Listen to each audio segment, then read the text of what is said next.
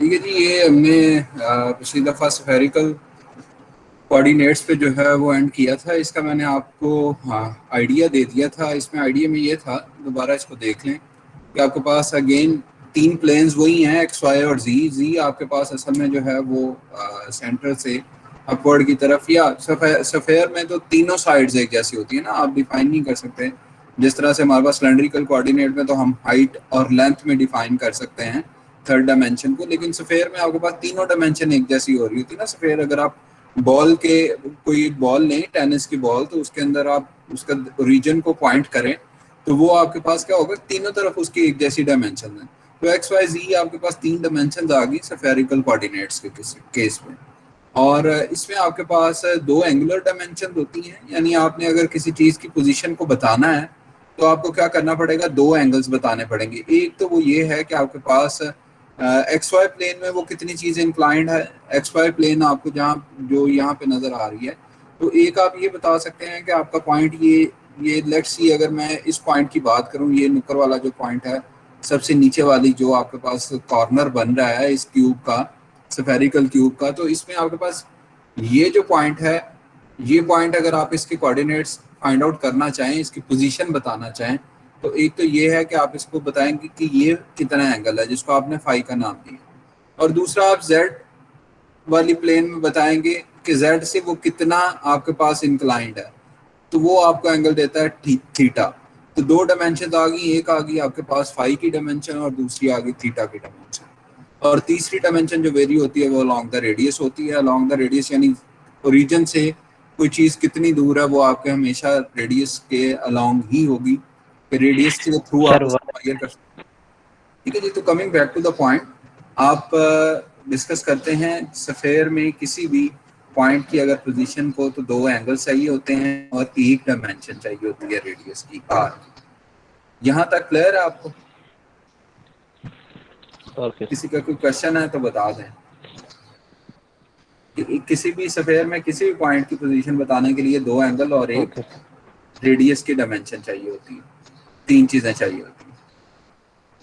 ठीक है जी, अब आपके पास यही पॉइंट्स हैं, इनको आप प्रोजेक्शंस के थ्रू सॉल्व करेंगे। इस केस में x आपके पास आ जाएगा r cos phi sin theta. ये इसको आप कर लीजिएगा प्रोजेक्शन, आप एंगल्स की प्रोजेक्शन निकाल लीजिएगा। अगर ये नहीं होगा तो इसको हम दोबारा डिस्कस कर लेंगे, ये आपसे डिस्कस हुआ था पिछली क्लास में ना। तो इसको आपने जो है नेक्स्ट सबमिट करवाना है, जिस तरह आपने पहले एक सबमिट करवाई है ना रेक्टेंगुलर कोऑर्डिनेट्स वाली, सेम इसी तरह से आप स्फेरिकल और कौन सी सबमिट करवाएंगे, सिलेंड्रिकल के केस को भी सबमिट करवाएंगे। आप अगर बाउंड्री और इनिशियल वैल्यू कंडीशंस की बात करें, तो बाउंड्री असल में सिस्टम और बाउंड्री का कॉन्सेप्ट आपको मैंने शुरू में क्लियर किया था। सिस्टम और बाउंड्री में आपके पास दो केसेस होते हैं, एक होता है कंट्रोल मैस का केस और एक होता है कंट्रोल वॉल्यूम का केस। यानी आपके पास दो तरह के सिस्टम्स होते हैं, क्लोज सिस्टम होते हैं जिसमें आपके पास रियल बाउंड्री होती है, और एक होता है ओपन सिस्टम जिसमें आप इमेजिनरी बाउंड्री को प्लॉट करते हैं। ठीक है जी, इमेजिनरी बाउंड्री के केस में आपके पास कंट्रोल वॉल्यूम आ रहा होता है, और जो आपके पास क्लोज सिस्टम है जिसमें रियल बाउंड्री होती है, उसमें आपके पास कौन सा केस आ रहा होता है, उसमें आपके पास केस आ रहा होता है रियल बाउंड्री का, सॉरी, जिसमें आपके पास रियल बाउंड्री होती है वो आपका क्लोज सिस्टम होता है, और उसमें आपके पास वेल डिफाइंड बाउंड्री होती है, वहां पे आपके पास कंट्रोल मैस का केस आ रहा होता है। इस तरह से जो क्लोज सिस्टम होता है उसमें आपके पास सिर्फ हीट जो है वो आपकी क्रॉस कर रही होती है बाउंड्री को, मैस क्रॉस नहीं कर रहा होता। और जो आपके पास कंट्रोल वॉल्यूम का केस होता है जिसको ओपन सिस्टम कहते हैं, उसमें मैस और हीट दोनों फ्लो कर रहे होते हैं आपकी बाउंड्री के क्रॉस। अच्छा जी, अब हम बात करेंगे बाउंड्री एंड इनिशियल कंडीशन की। इनिशियल और बाउंड्री कंडीशन की कुछ प्रॉब्लम्स आपने पहले सॉल्व किए होंगे, जिनमें से जो आपने मैथमेटिकल मेथड्स के थ्रू आपने किए होंगे। जब आप डेरिवेटिव की इक्वेशन को सॉल्व करते हैं तो आपके पास या तो उस चीज़ की इनिशियल वैल्यू दी होती है या फाइनल वैल्यू दी होती है, पोजीशन वेक्टर हो चाहे वो टाइम हो। यानी टाइम डिपेंडेंट अगर आपके पास डेरिवेटिव है तो time t is equal to 0 के ऊपर कंडीशंस गिवन होती हैं, यानी y की value at point t is equal to 0, तो ये आपके पास इनिशियल कंडीशन होती है। At T is equal to capital T है, जितना टाइम आप मैक्सिमम काउंट कर रहे हैं, अगर कोई चीज़ आप 10 सेकंड के बाद ऑब्जर्व कर रहे हैं तो 10 सेकंड के बाद आपके पास जो अगर वैल्यू गिवन है, वाई की वैल्यू गिवन है, तो आपके पास वो क्या होगी, बाउंड्री कंडीशन होगी। इसको सिंपल ये समझें कि अगर आपके पास डिपेंडेंट फंक्शन की वैल्यू इनिशियल पॉइंट्स के ऊपर गिवन हो तो आपके पास क्या होगा, इनिशियल वैल्यू प्रॉब्लम्स होंगी, और अगर फाइनल के ऊपर गिवन हो तो आपके पास बाउंड्री वैल्यूज होंगी या बाउंड्री कंडीशन होंगी। सिंपल, आपके पास सिंपल मैथ जो होती है जब आप डेरिवेटिव इक्वेशंस को सॉल्व कर रहे होते हैं, इसमें भी सिर्फ ऐसे ही करना होता है। आपके पास दो कंडीशंस गिवन होगी, उसके थ्रू आपने क्या निकालने होते हैं, कॉन्स्टेंट्स निकालने होते हैं, इंटीग्रेशन के जो कॉन्स्टेंट्स ऐड होते हैं। जब आप, अगर आपके पास डबल डेरिवेटिव की इक्वेशन है और उसको आप सॉल्व करेंगे तो आपके पास दो कॉन्स्टेंट्स आएंगे ना। इंटीग्रेट करेंगे, पहली दफ़ा इंटीग्रेट करेंगे तो एक कॉन्स्टेंट आएगा, फिर उसको अगेन इंटीग्रेट करेंगे तो आपके पास दूसरा कांस्टेंट आएगा। तो आपने सिर्फ उन कांस्टेंट्स की वैल्यू निकालनी होती है, और उन वैल्यूज को निकालने के लिए आपके पास या तो बाउंड्री वैल्यूज गिवन होती हैं, बाउंड्री कंडीशंस गिवन होती हैं सिस्टम की, या फिर इनिशियल कंडीशंस आपके पास गिवन होती हैं। तो इसको अगर हम पढ़ें, रीड डाउन करें तो आप रीड डाउन का है ना, इसको रीड करें तो आपके पास क्या आता है जी, the description of heat transfer problem in a medium is not completely without a full description of thermal condition at the boundary surfaces of the medium। तो boundary surface के ऊपर अगर आपके पास thermal conditions given है तो आपके पास क्या होगा जी, हीट ट्रांसफर के प्रॉब्लम यूजुअली इसी तरह से डील किया होता है। तो boundary conditions, the mathematical expressions of the thermal conditions at the boundaries are called boundary condition in case of heat transfer problems. Heat transfer problems के केस में आपके पास जो मैथमेटिकल एक्सप्रेशंस गिवन है, थर्मल कंडीशंस, मैथमेटिकल एक्सप्रेशंस की thermal conditions given हो boundaries के ऊपर, वो आपकी क्या कहलाती हैं, बाउंड्री कंडीशंस कहलाती हैं। लाइक इसमें एक एग्जांपल दी हुई है, ये वाली एग्जांपल जो है the differential equation D square T divided by D X square is equal to 0। इसका अगर आप जनरल सोल्यूशन निकालें, जब आप किसी भी डिफरेंशियल इक्वेशन का सोल्यूशन निकालते हैं तो दो तरह के सोल्यूशन निकलते हैं, एक स्पेसिफिक सोल्यूशन होता है और एक जनरल सोल्यूशन होता है। जनरल सोल्यूशन में आपके पास कांस्टेंट C1 C2 ऐड हो रहे होते हैं, या जो भी आप कांस्टेंट का नोमेनक्लेचर रखें, और अगर आप उसको अगेन उसकी C की वैल्यूज भी पुट करते हैं तो आपके पास क्या होता है, वो स्पेसिफिक सोल्यूशन हो जाता है।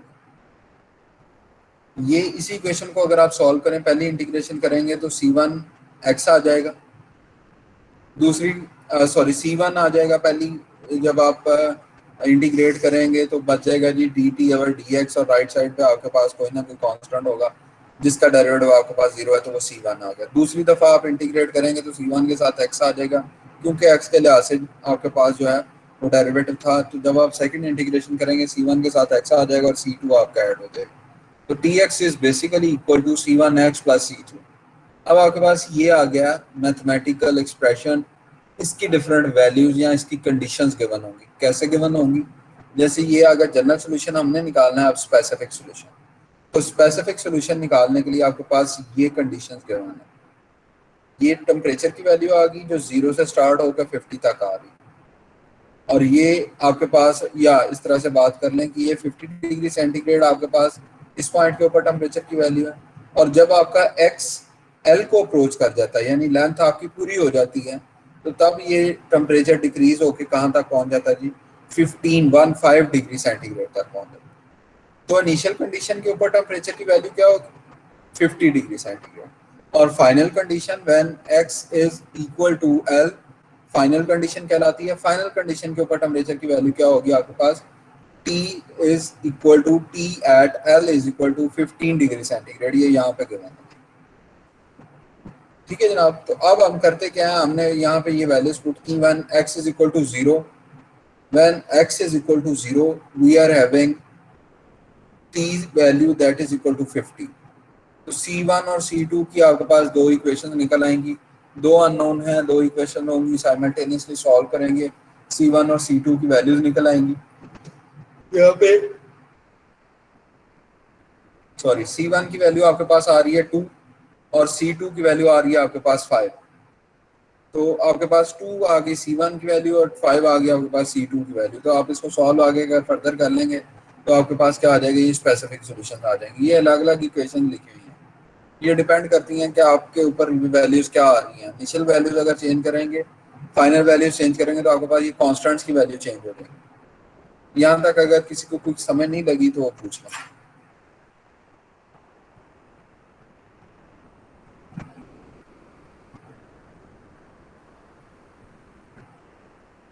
ठीक है जी, अगर आपको समझ लग गई है तो आगे चलते हैं।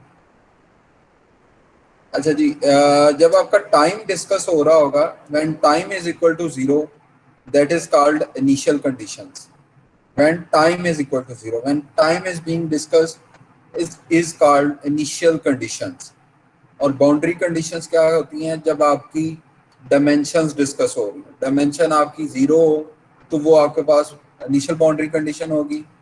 और अगर आपके पास फाइनल बाउंड्री कंडीशन आप देखना चाहें तो जब आपका x आपका l हो जाता है तो तब आपके पास क्या होगा जी? Final boundary condition.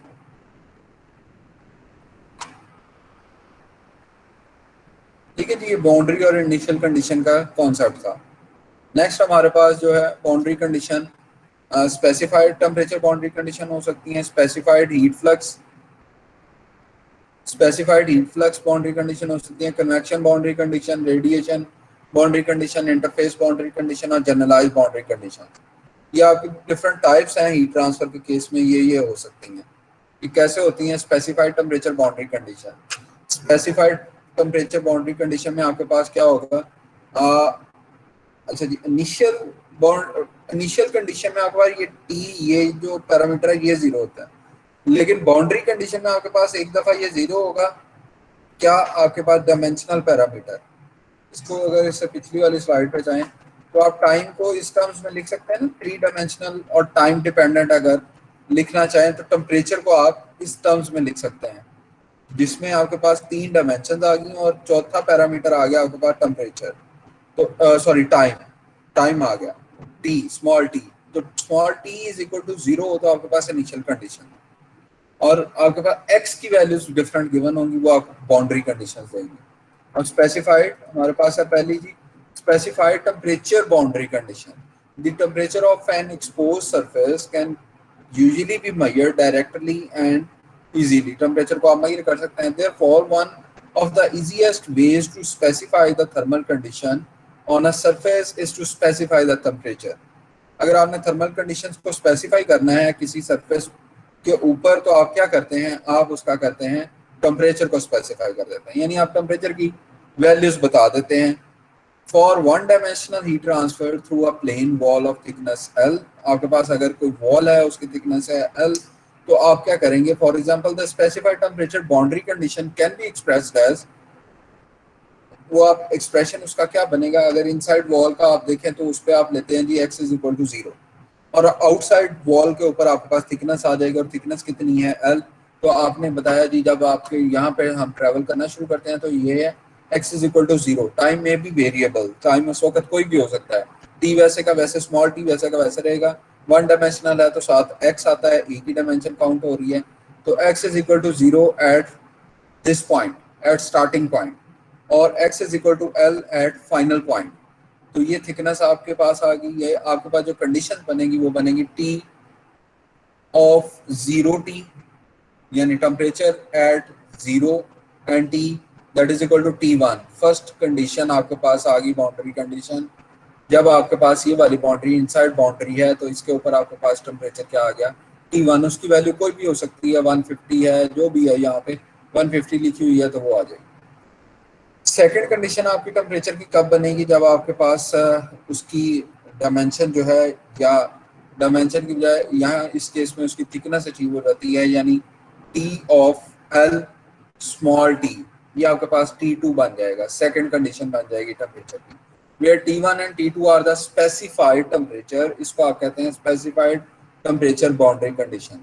तो आपने टेम्परेचर को इस समय स्पेसिफाई कर दिया दोनों बाउंड्रीज के ऊपर, दोनों सर बाउंड्री।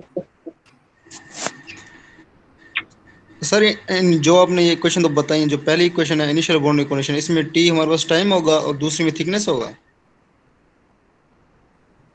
नहीं, थिकनेस एल है, टी टाइम ही है।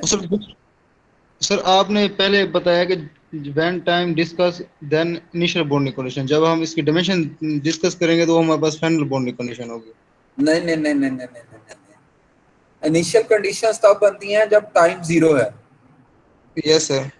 ठीक है, ये समझ गए? जी टाइम जी। अगर 0 हो, दोबारा हम पीछे चलते हैं। किसी चीज को, ये पॉइंट है, ये आपको नजर आ रहा है, जहां मेरा यस सर। कर्सर है, इसमें आपने जी। टेम्परेचर को लिखा इन टर्म्स ऑफ वेरिएबल्स। कितने वेरिएबल्स हो सकते हैं? रेक्टेंगुलर एक्स कोऑर्डिनेट की वाई बात जी। करें तो कितने वेरिएबल्स हो सकते हैं, बताएं? ये सर एक्स वाई जी हो सकता है सर, एक हमारे पास कोई टाइम वगैरह या और ले लें। इसको क्या कहते हैं? ये जो एक्स वाई जी होते हैं, ये कौन से वेरिएबल होते हैं? सर अपना लेंथ सर होगी, वेट तो हाइट इसकी। ठीक है, मैं समझ गया हूँ। आप जनरली सिर्फ ये बताएं कि इन वेरिएबल्स को क्या कहते हैं? पोजीशन वेरिएबल्स कहते हैं, टाइम डिपेंडेंट वेरिएबल्स कहते हैं? Sir position variables. Position variables. तो पहले जो 3 हैं ये आपके आ गए position variables. Yes sir. Clear है जी? चौथा यस। एक अलग टाइप का वेरिएबल होता है जिसको आप क्या कहते हैं? Time.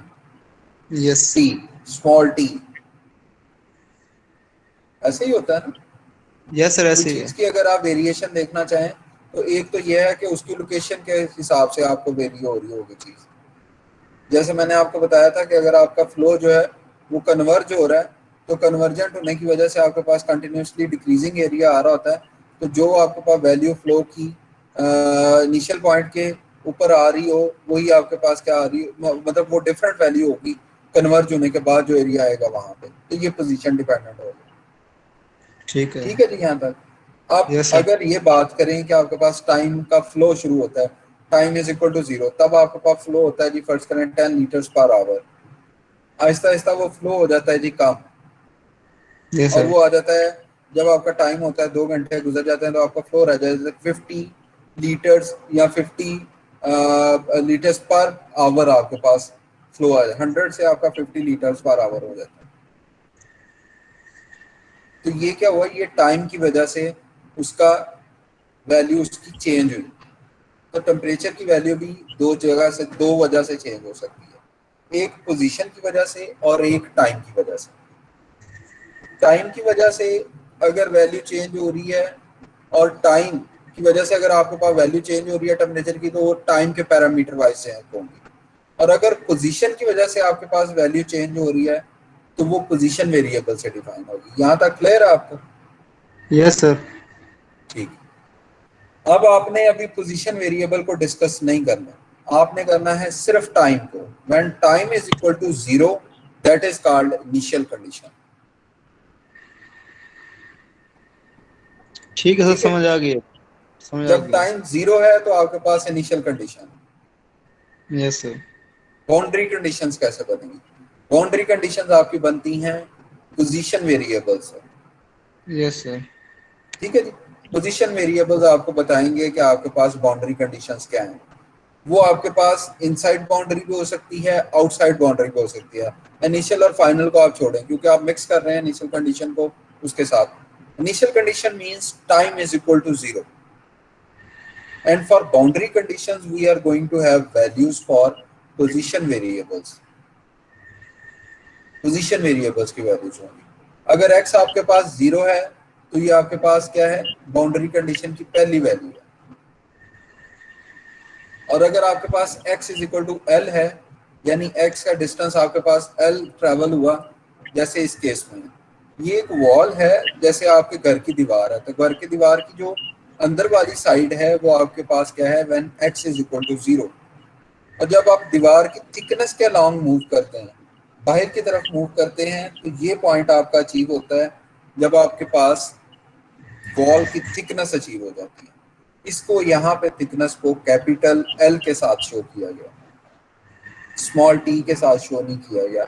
Small T is basically your time. We are not discussing about time, we are discussing about boundary conditions. और बाउंड्री कंडीशंस के लिए आपको पोजीशन वेरिएबल की वेरिएशन चाहिए होती है। क्लियर है जी यहाँ तक? Yes sir. इसमें टाइम इन्वॉल्व नहीं हो रहा।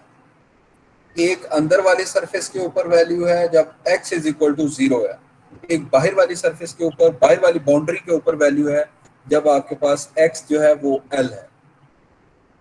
और L is basically the thickness of your element. और टेम्परेचर दो चीजों पे डिपेंड कर रहा है, एक पोजीशन के ऊपर, एक टाइम के ऊपर. We are not discussing about time, we are discussing about position, and here as the position is depicting by only one variable, so it is basically one dimensional case. x ही सिर्फ आ रहा है तो ये one dimensional का case है, और x की variation के लिहाज से आप बाउंड्री कंडीशंस डिसाइड करेंगे. इस केस में कितनी बाउंड्री कंडीशन वहीं पे?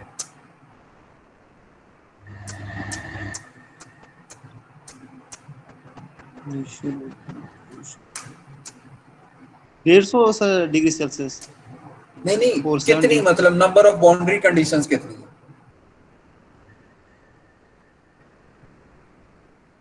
एक, दो, तीन, चार, 5, 7, 10 बताएं कितनी है? एक होगी सर. कितनी बाउंड्रीज हैं इसकी? दो. तो कितनी कंडीशन है? 2 सर. 2 सर. इनिशियल और फाइनल. इनिशियल नहीं कहना, initial time is equal to 0 होता है. 2 बाउंड्री कंडीशन है इसकी. Yes sir. ये बाउंड्री कंडीशन का प्रॉब्लम है, इसमें टाइम इन्वॉल्व ही नहीं हो रहा. ठीक हो गया. इनसाइड बाउंड्री और आउटसाइड बाउंड्री, 2 बाउंड्रीज हैं. इनिशियल फाइनल को रहने दें, वो ना मिक्स ना करें. इनसाइड बाउंड्री और आउटसाइड बाउंड्री, तो ये बाउंड्री वैल्यू प्रॉब्लम है जिसमें आपके पास पोजीशन वेक्टर या पोजीशन वेरिएबल की वैल्यूज आपके पास वेरी हो रही हैं और वो आपको बता रही हैं टाइम वेरी नहीं हो रहा. ठीक है जी. तो ये आपके पास क्या आ जाएंगी?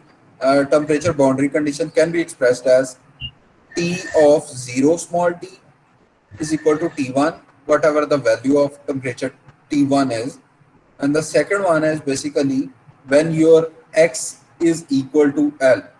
जब वो thickness को achieve कर लेता है तो L of T, T of LT, small t, that is equal to T2, temperature T2 बाहर वाली साइड की बाउंड्री के ऊपर, आउटसाइड बाउंड्री के ऊपर जो कंडीशन होगी वो आपकी क्या कहलाएगी? T2 कहलाएगी.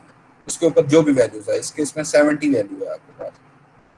यहाँ तक अगर किसी को कुछ अगर एक भी पॉइंट क्लियर नहीं है तो वो पूछ रहे हैं, कोई सा भी एक पॉइंट, इसका कॉन्सेप्ट क्लियर कर लें ताकि आगे आपको इजी रहे. Initial conditions when time is equal to 0 and boundary conditions when there is variation of your position vectors x y z. Time involve नहीं. ठीक है जी. चले आगे चले फिर. Yes sir. यस सर, आगे चलो. अच्छा जी. when where T1 and T2 are the specified temperature at surfaces at x is equal to 0 and x is equal to L respectively. तो आपने टेम्परेचर्स को स्पेसिफाई कर दिया, इसलिए इसको कहते हैं specified temperature boundary condition. Specified temperature, you are going to specify the temperatures on what? On your boundaries. On your boundaries. और वो जो specify किए हैं आपने temperatures, वो आपकी conditions कहलाती हैं. So the first one case is specified temperature boundary conditions. The specified temperature can be constant, which is the case for steady heat conduction or may vary with time. इस बात की समझ लगी आपको? अगर टेम्परेचर वाइज वो constant है तो वो आपके पास स्टेडी फ्लो है. अगर टाइम वाइज अगर आपके पास कांस्टेंट है तो स्टेडी फ्लो है.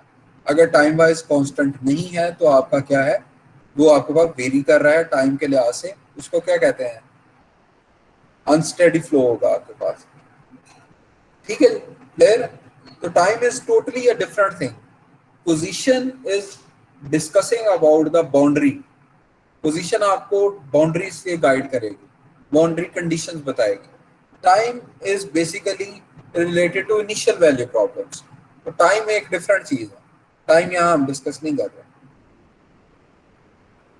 सर एक बार रिपीट कर दें. जी मैं रिपीट कर देता हूँ. अगर आपने टेम्परेचर की वैल्यू डिफाइन करनी है तो वो उसको डिफाइन करने के लिए 2 तरह के वेरिएबल्स हैं. एक है टाइम और एक है पोजीशन. पोजीशन आप डिफाइन करते हैं कोऑर्डिनेट सिस्टम से. XYZ is your coordinate system that is defining your position of the element. तो पोजीशन वेक्टर आपके पास आ गया XYZ। दूसरी नेचर जो होती है वेरिएबल की वो होती है टाइम। टाइम वाइज भी चीज़ें चेंज हो रही होती हैं। टाइम वाइज अगर चीज़ें चेंज हो रही हैं तो वह अनस्टडी फ्लो कहलाता है। और अगर आपके पास पोजीशन वाइज चीज़ें चेंज हो रही हों तो वो आपके पास कौन सा फ्लो कहलाता है? यूनिफॉर्म। अगर नॉन यूनिफॉर्म, अगर चेंज हो रहा है तो नॉन यूनिफॉर्म, अगर नहीं हो रहा तो फिर आपके पास यूनिफॉर्म फ्लो कहलाता है। तो पोजीशन वेरिएबल्स और टाइम वेरिएबल्स दो तरह के वेरिएबल्स होते हैं। यहाँ पे अगर आपके पास टाइम आप 0 के इक्वल पुट करके सवाल कर रहे हैं तो वो आपकी इनिशियल वैल्यू प्रॉब्लम है। और अगर टाइम को आप 0 नहीं कर रहे बल्कि टाइम को t ही रख रहे हैं और पोजीशन वेक्टर्स को 0 और मैक्सिमम कर रहे हैं, 0 और मैक्सिमम कर रहे हैं, तो ये आपकी बाउंड्री कंडीशन है। जैसा कि इस केस में x डिस्कस किया गया है, x इज इक्वल टू 0 के ऊपर एक टेम्परेचर डिफाइंड है, स्पेसिफाइड टेम्परेचर है, फर्स्ट बाउंड्री, उसको आप कहेंगे जी फर्स्ट बाउंड्री। तो फर्स्ट बाउंड्री के ऊपर एक उसकी वैल्यू गिवन है। और when x is equal to l, that is basically the thickness of element, thickness of your wall, तो उस केस में आपके पास एक टेम्परेचर डिफाइंड है, उसको आप क्या कहेंगे? वो आपकी कहलाएगी, एक फर्स्ट होगी और एक होगी लास्ट बाउंड्री कंडीशन। तो ये आपके पास क्या बन गया? दो तरह की पॉसिबिलिटीज आ गई, एक इनसाइड वॉल या इनसाइड बाउंड्री के ऊपर और एक आउटसाइड बाउंड्री के ऊपर वैल्यूज आ गई। और आपने चूंकि इस टेम्परेचर को स्पेसिफाई किया इसलिए इसको क्या कहते हैं? Specified temperature boundary condition. Sir यहाँ पर वैसे टाइम नहीं लेंगे अगर टाइम दिया हो? टाइम गिवन होगा तो टाइम लेंगे दोनों केसेस में। अगर टाइम सेम रह रहा है, टाइम वाइज सेम रह रहा है, तो आपके पास स्टेडी फ्लो होगा। अगर टाइम के लिहाज से भी वेरिएशन आ रही है, यानी करली टी भी गिवन है, तो आपके पास क्या होगा? वो वेरिएशन होगा, अनस्पेसिफाइड अनस्टेडी फ्लो होगा। इसको ट्रांजिएंट फ्लो भी कहते हैं। ठीक है शहरोज, समझ लगी आपको? जी सर, ठीक है। जी सर, समझ आ गई। ओके। हाँ जी, किसी और को अगर कोई पॉइंट क्लियर नहीं है तो वो बता दें।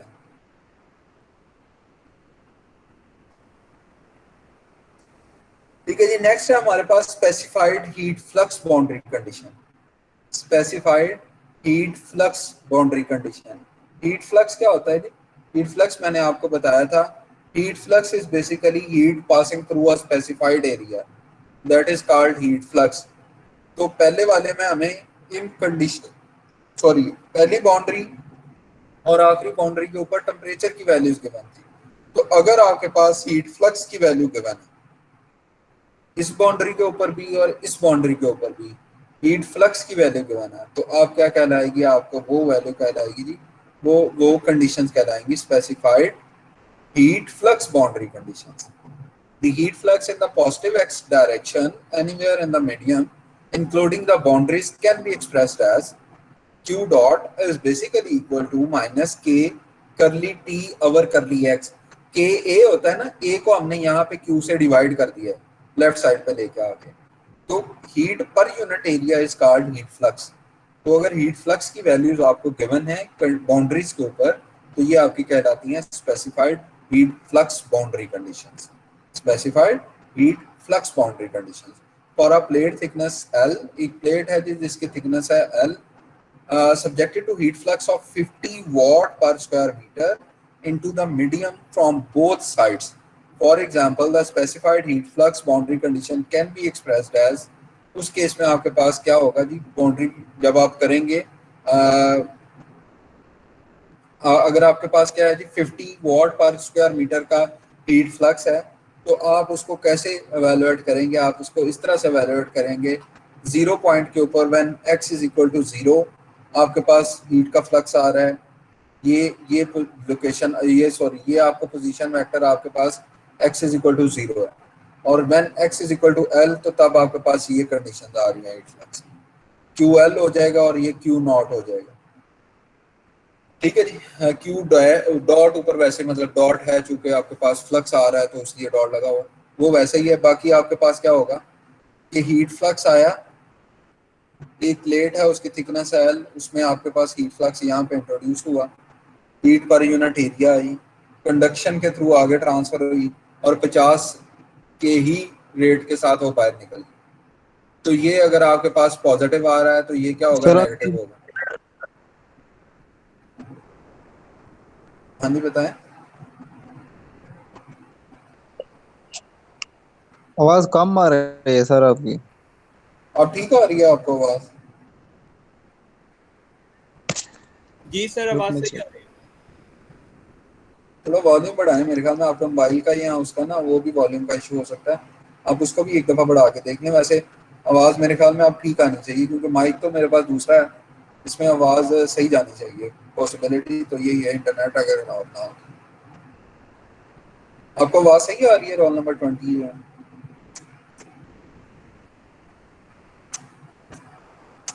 जी अब आवाज़ ठीक आ रही है आपको या नहीं? सर ये -50 का बताएं। सर आ रही है आवाज, तो सही आ रही है। -50 का मैं आपको बता देता हूँ। हीट अगर आपके पास ये सिस्टम है, अंदर वाला ये सिस्टम है, तो heat supplied to the system is taken as positive और नेगेटिव। बताएं 49 वाला नंबर। सर पॉजिटिव होगा। Positive. When heat lost by the system is taken as, negative सही है sir. so that is the reason for taking 50 as positive at x is equal to 0 and 50 as negative as x is equal to l. Yes sir. Clear है जी? आगे चलें। Yes sir. Next है हमारे पास insulated boundary conditions. Insulated boundary से मुराद ये है कि यहाँ पे आपके पास हीट फ्लो नहीं होता। एक साइड अगर आप इंसुलेट कर देंगे तो इंसुलेशन का मतलब ये है कि no heat is being added to the system and no heat is being leaving from the system. For this case we are having one insulated surface. एक इंसुलेटेड सरफेस है और एक है नंगी सरफेस जिसको इंसुलेट नहीं किया हुआ। तो इंसुलेटेड सरफेस में आपके पास क्या होगा, हीट का फ्लक्स कोई होगा या नहीं होगा? नहीं होगा सर। नहीं होगा। इंसुलेशन का मतलब यह है कि हीट ना तो वहां से आपकी सप्लाई हो रही है, ना ही वहां से निकल सकती है। तो इस कंडीशन के ऊपर आपके पास ये जीरो हो जाता है, हीट का फ्लक्स जीरो हो जाता है। A well insulated surface can be modeled as a surface with a specified heat flux of zero. Then the boundary condition on the perfectly insulated surface at x is equal to zero, चूंकि हमने इस side को किया है, जब आपका x is equal to zero, for example can be expressed as, तो इसको आप इस तरह से लिख सकते हैं। On an insulated surface, the first derivative of the temperature with respect to the space variable, the temperature gradient in the direction normal to the insulated surface is equal to zero. ये second condition लिखी हुई है ना, ये आपको बता रही है कि आपके पास थर्मल ग्रेडियंट इस फॉर्म के ऊपर क्या होगा, वो जीरो होगा। यहाँ करली टी और करली एक्स आपके पास first derivative of temperature with respect to position vector is equal to zero. ठीक है जी, ये इंसुलेशन का केस है। Another special case that is thermal symmetry. Thermal symmetry से मुराद क्या है? थर्मल सिमेट्री से मुराद ये है कि आप एक दरमियान में यानी L/2 के ऊपर अगर एक लाइन प्लॉट करें तो उसके अक्रॉस आपके पास टेम्परेचर की डिस्ट्रीब्यूशन अगर सिमेट्रिकल है तो आपका क्या कहलाता है, वो थर्मल सिमेट्री कहलाता है। उसको आप क्या कहते हैं, टेम्परेचर की डिस्ट्रीब्यूशन। यानी पहले अगर टेम्परेचर राइज कर रहा है जिस प्रोपोर्शन के साथ, उसी प्रोपोर्शन के साथ यानी उसी स्लोप के साथ अगर डिक्रीज करें तो ये आपका क्या कहलाएगा, थर्मल सिमेट्री का केस कहलाएगा। जब आप क्या कहाँ डिस्कस कर रहे होंगे, अगर आपके पास टोटल थिकनेस L है और L/2 के ऊपर दरमियान, बिल्कुल दरमियान के ऊपर अगर आप इसको डिस्कस कर रहे हैं और जिस स्लोप के साथ वो राइज किया है उसी स्लोप के साथ उसका डिक्लाइन हो, तो ये आपका थर्मल सिमेट्री का केस कहलाता है। Some heat transfer problem possesses thermal symmetry as a result of the symmetry in imposed thermal conditions. For example, the two surfaces of a large hot plate of thickness, एक large hot plate है जिसकी thickness है L, suspended vertically in the air is subjected to the same thermal condition, and thus the temperature distribution is one half of the plate in the same as that of the other half. अगर यहाँ पे भी temperature 20 degree centigrade है, यहाँ पे भी 20 degree centigrade है, तो क्या हुआ आपके पास, अगर आपका हीट कोई ट्रांसफर करते हैं, आप यहाँ से हीट आप देते हैं, तो यहाँ पे टेम्परेचर तो बढ़ना चाहिए, अगर नहीं बढ़ रहा तो क्या हो रहा है, पहले टेम्परेचर बढ़ा है, दरमियान में पहुंच के वो आपका टेम्परेचर क्या होना शुरू हो गया, माइनस होना शुरू हो गया। पहले इंक्रीज किया फिर डिक्रीज किया, तो एंड पे वही फाइनल कंडीशन, यानी 20 डिग्री सेंटीग्रेड यहाँ पे थी, तो इस जगह पे भी 20 डिग्री सेंटीग्रेड तब अचीव होगा जितनी आपके पास अगर हीट ऐड हो रही है सिस्टम में, उतनी ही सिस्टम कंज्यूम कर ले वो हीट, अगली तरफ ट्रांसफर ना करे, तो ये आपका सिमेट्रिकल केस कहलाता है। That is the heat transfer problem in this plate process possesses thermal symmetry about the center plane at x is equal to L/2. Therefore, the center plane can be viewed as an insulated surface, and the thermal condition at this plane of symmetry can be expressed as, तो इस case में आपके पास ये जो दरम्यान वाली condition है, इसको आप किस केस को एज्यूम कर सकते हैं, इस केस को आप एज्यूम कर सकते हैं आपके पास इंसुलेटेड सरफेस का केस। क्यों इंसुलेटेड सरफेस का केस, जितनी हीट यहाँ पे आपके पास यहाँ पे इनलेट हो रही है इस पॉइंट के ऊपर, उतनी ही आउट जा रही है, जितनी इन हो रही है उतनी आउट जा रही है। No heat transfer across the, या net heat transfer across this line would be equal to 0। ठीक है जी, तो ये केस आप इसको क्या कर सकते हैं, जो थर्मल सिमेट्री का केस होता है, इसको आप एज्यूम कर सकते हैं कौन सा केस, इंसुलेटेड सरफेस का केस। थर्मल सिमेट्री के केस को आप इंसुलेटेड सरफेस का केस एज्यूम कर सकते हैं। आपको बताना पड़ेगा कि when x is equal to L/2, तो आपके पास क्या होगी, ये थर्मल सिमेट्री होगी, और इसको आप इंसुलेटेड सरफेस का केस एज्यूम कर सकते हैं, विच रिजेंबल्स द इंसुलेशन और zero heat flux boundary condition. ठीक है जी, क्लियर है यहाँ तक? सर थर्मोस्टेट की कोई फिजिकल एग्जांपल मिल सकती है? ये आपके पास आएगा जब हमारे पास, जैसे हमारे पास पाइप का फ्लो हो, तो पाइप का फ्लो आपके पास मैक्सिमम कहाँ पे हो रहा होता है, पाइप के दरमियान में ना। या आप नहर की अगर बात करें, नहर के क्रॉस में अगर आप देखें, नहर की जो दीवार होती है उसके साथ आपको लग रहा होता है कि पानी स्टैटिक है, पानी मूव नहीं कर रहा, लेकिन नहर के अगर आप सेंटर में जाएं तो आपके पास उसका फ्लो अच्छा खासा होता है, और दूसरे एंड में जाएंगे तो अगेन आपके पास क्या आ रहा होता है कि जीरो आ रहा होता है। Same is the case for heat transfer as well, वो है फ्लूइड मोशन FM का केस। तो हीट ट्रांसफर के केस में भी आपके पास इस तरह की एग्जांपल्स हैं। जब आप हीट ट्रांसफर का केस डिस्कस करेंगे हीट एक्सचेंजर्स में, जब आप डिजाइन करेंगे LMTD मेथड और इफेक्टिवनेस मेथड से, तो उसमें आपके पास ये कंडीशंस एग्जिस्ट करेंगे। ओके सर, शुक्रिया। ठीक है जी, नेक्स्ट है हमारे पास convection boundary condition. Convection boundary condition में आपके पास क्या होगा, कन्वेक्शन बाउंड्री कंडीशन में आपके पास फर्ज करें for one dimensional heat transfer in next direction in a plate of thickness, ये आपके पास एक प्लेट है जिसकी थिकनेस है L। The convection boundary condition on both side surface, convection boundary condition आपके पास क्या आएंगी, यहाँ पे अगर आपके पास कन्वेक्शन के थ्रू हीट ट्रांसफर हो रहा है तो उसको आप इस तरह से लिख सकते हैं, H1 into T minus T 0 और साथ में टाइम आपके पास आ जाएगा। T इन्फिनिटी 1 से मुराद क्या होता है, T infinity capital, T infinity is जी सराउंडिंग वाला टेम्परेचर, हाँ, जिसको हम क्या कहते थे, एम्बिएंट कंडीशंस कहते थे। T इन्फिनिटी के केस को आप सराउंडिंग की बजाय एम्बिएंट कंडीशन कहें तो वो ज्यादा बेहतर है।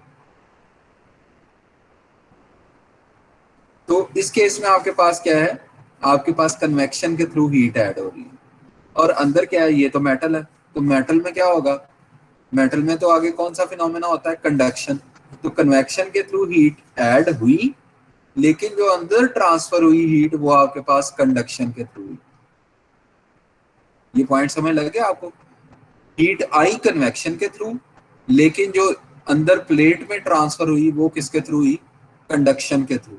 तो कन्वेक्शन आपके पास यहाँ पे कन्वेक्शन के थ्रू जितनी हीट आएगी, जो फ्लक्स हीट का आ रहा है कन्वेक्शन के थ्रू, उतना ही फ्लक्स आपके पास इस जगह के ऊपर कंडक्शन के पैरामीटर के थ्रू भी आप लिख सकते हैं। ठीक है, तो ये पॉइंट समझ लग गया आपको? Yes sir. और जितनी कंडक्शन के थ्रू यहाँ से कंडक्शन होना शुरू हुई, हीट ट्रांसफर होना शुरू हुई, और होते हुए आपके पास जब आपके पास सेकंड बाउंड्री कंडीशन आती है, जब आपके पास x is equal to L होता है, तो आपके पास जितनी यहाँ से कंडक्शन होनी शुरू हुई उतना ही आपके पास हीट का फ्लक्स यहाँ पे आएगा when x is equal to L. तो ये कंडक्शन आ गया और उतना ही बाहर आपके पास क्या हो जाएगा, कन्वेक्शन के केस में वो कन्वर्ट हो जाएगा। कन्वेक्शन से आई अंदर कंडक्शन में ट्रांसफर हुई और कन्वेक्शन के थ्रू बाहर निकल गई। क्लियर है जी ये पॉइंट? No sir. हाँ जी, रिपीट कर दें सर। कहाँ से समझ नहीं लगी?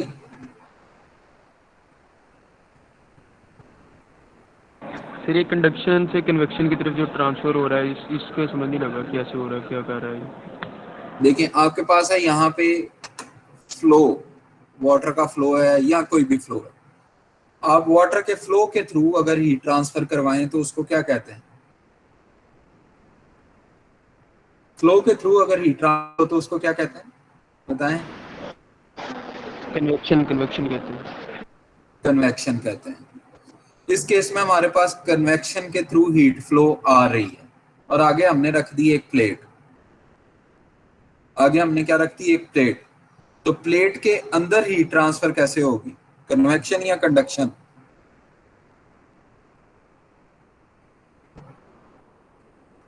हाँ जी, रोल नंबर 16 कंडक्शन। कंडक्शन कितनी होगी? जितनी कन्वेक्शन के थ्रू आई है उतनी या उससे ज्यादा?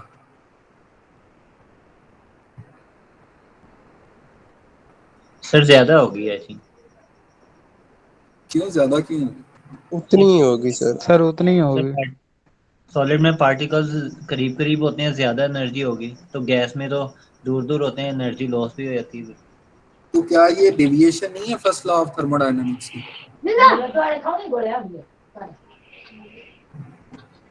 सर लेकिन ऊपर लेयर पे भी रह सकती है, मतलब कि पूरी की पूरी अंदर ना जाए, एक इनिशियल नहीं, बाउंड्री तो पे रह। पॉसिबिलिटी तो ये है कि कम शायद हो, ज्यादा जी हो सकती है।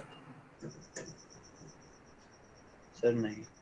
हाँ जी, फर्ज करें 50 वॉट पर स्क्वायर मीटर आपके पास आ रही है, जब आप केस डिस्कस कन्वेक्शन के थ्रू आपके पास आई 50 वॉट पर स्क्वायर मीटर इस पॉइंट के ऊपर, तो क्या 50 जो आपके पास आई है यहाँ पे रिसीव हुई है इस एंड के ऊपर प्लेट के, क्या 50 की बजाय 60 अंदर ट्रांसफर हो सकती है? नहीं सर।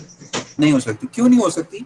उसकी रीजन ये है कि energy can not be created, not be destroyed, but can be converted from one form, that is here from convection towards conduction, from one form to another form। जो वो आप बात कर रहे हैं ना कि मेटल का केस है, मेटल के केस में आपके पास टाइम डिपेंडेंस जो वेरिएबल है ना वो चेंज करता है। कैसे? अगर आपके पास फ्री आयंस होंगे मेटल के अंदर तो हीट ट्रांसफर रेट बढ़ेगा, हीट ट्रांसफर रेट बढ़ेगा, हीट ट्रांसफर फ्लक्स नहीं बढ़ेगा।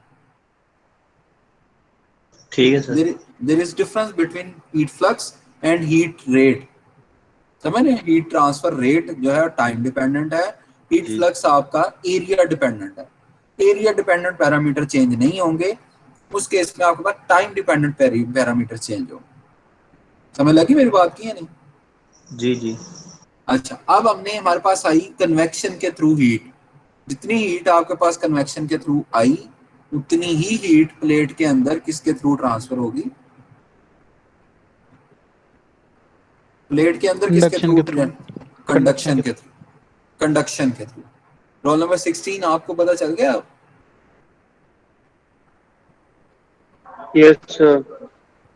तो कंडक्शन के थ्रू उतनी ही हीट आगे ट्रांसफर हुई, दूसरे एंड पे चलेगी।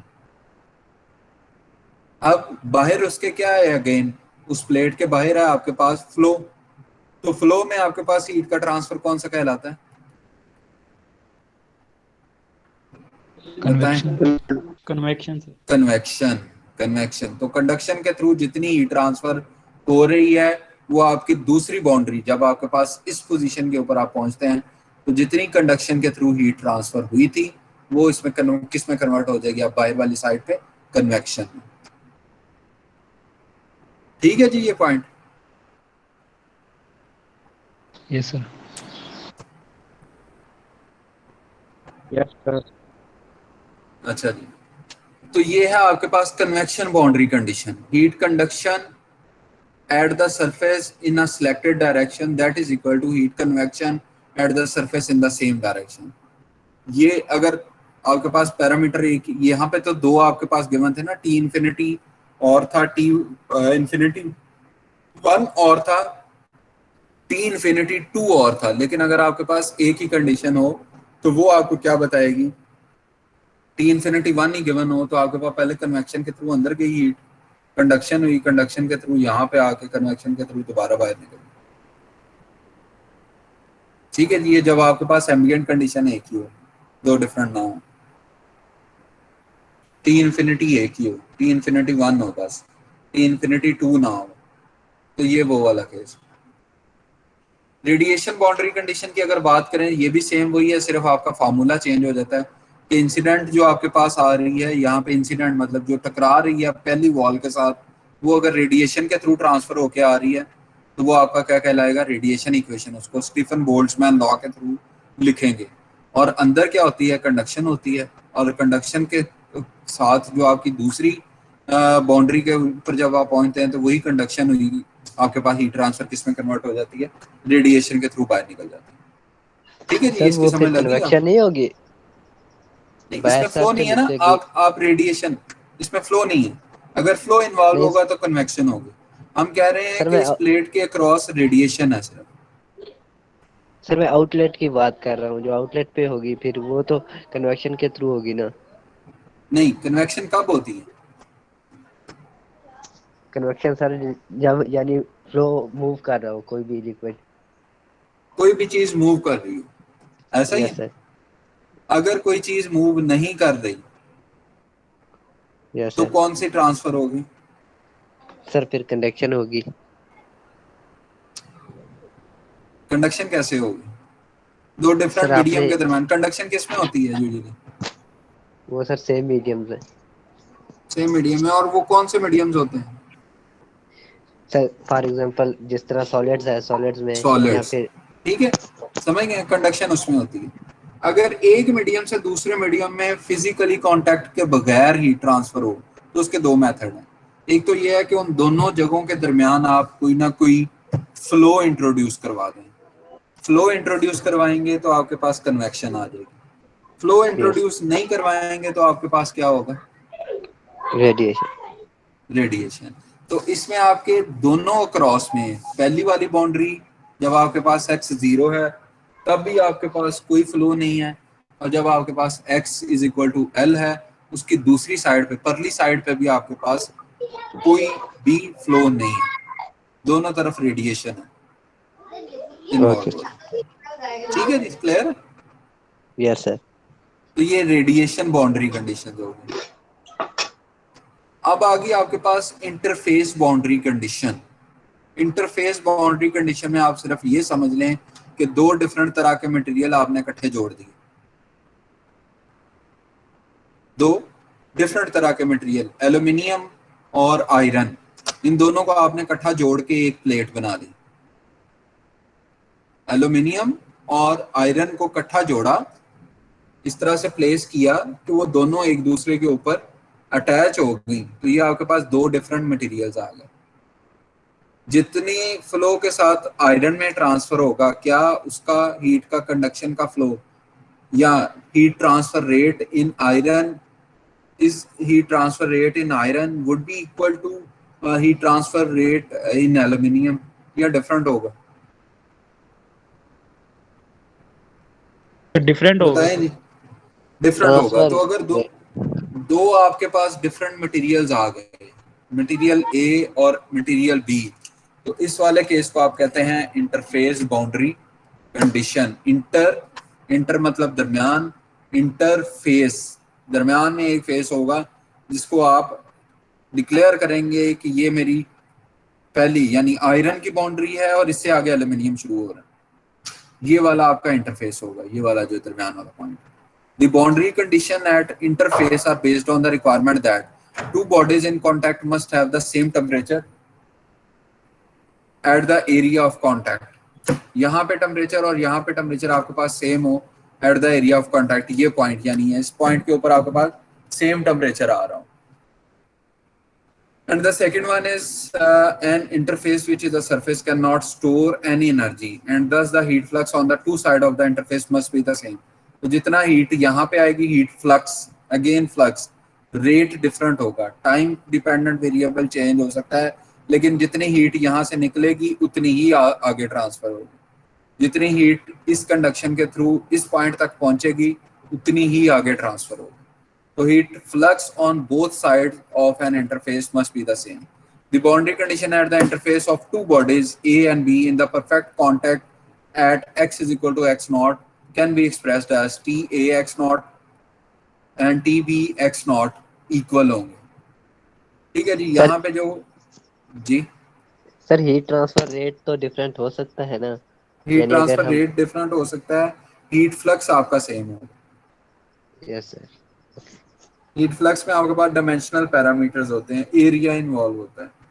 हीट ट्रांसफर रेट में आपके पास टाइम इन्वॉल्व होता है. हम टाइम को डिस्कस नहीं कर रहे हैं, हम किसको डिस्कस कर रहे हैं? एरिया को, हीट फ्लक्स को डिस्कस कर रहे हैं. हीट फ्लक्स दोनों केसेस में क्या होगा? सेम होगा. ओके. ठीक है जी. ठीक है, समझ लगी है? Yes sir. नेक्स्ट और मेरे ख्याल में probably the last case is basically generalised boundary condition. जी बताएं. सर अगर हम दोनों प्लेट्स के एरिया को चेंज कर दें तो हमारे पास क्या पॉसिबिलिटी हो सकती है कि दोनों का हीट फ्लक्स चेंज हो जाए? हाँ, एक एरिया अगर आपके पास बढ़ जाए तो ऐसा होगा, लेकिन अगेन आपके पास अगर एरिया बढ़ रहा है तो हीट ट्रांसफर अगर आपके पास बढ़ती भी है तो देखें, जब आप एरिया से डिवाइड कर रहे हैं ना तो यूनिट क्वांटिटी बन रही है. स्पेसिफिक आप इस तरह से समझ लें कि एरिया स्पेसिफिक क्वांटिटी बन रही है. Heat flux is basically area specific quantity, तो वो चेंज नहीं होगा. पर यूनिट एरिया यानी पर स्क्वायर मीटर आपके पास वही वैल्यू रहेगी. समझ गए? पर स्क्वायर मीटर है ना, एक स्क्वायर मीटर में इतनी चेंज आ रही है. आप उसके स्क्वायर मीटर अगर बढ़ाते जाएंगे तो हीट ज्यादा ट्रांसफर होगी, लेकिन हीट फ्लक्स सेम रहेगा. ठीक. जनरलाइज्ड बाउंड्री कंडीशन की अगर बात करें, in general however a surface may involve convection, radiation and specified heat flux simultaneously. The boundary condition in such cases is again obtained from a surface energy balance.